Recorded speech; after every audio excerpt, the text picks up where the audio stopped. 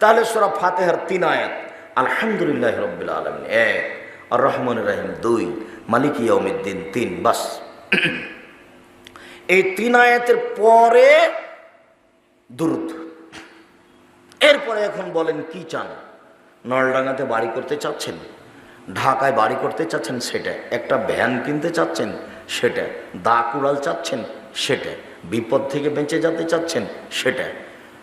কিছুই যদি না পারেন তো বলেন না, হাত তুলে আল্লাহ আমার বাপকে ক্ষমা করে দাও, আমার দাদাদিকে ক্ষমা করে দাও। এটা বলতে হবে কান্নাকাটি ভাব নিয়ে। আল্লাহ তাআলা আমাদের নবীকে বলেন, ফাইদা ফারাগতা ফানসব ওয়া ইলা রাব্বিকা ফারকাব। মুহাম্মদ সাল্লাল্লাহু আলাইহি সাল্লাম, আপনি যখন দুনিয়াবি কাজ থেকে অবসর হবেন তখন আপনি কঠোর শ্রমে আত্মনিয়োগ করুন, আর আপনি যেটা আমাকে বলবেন সেটা বিনয়ের সাথে কান্নাকাটি করে বলুন।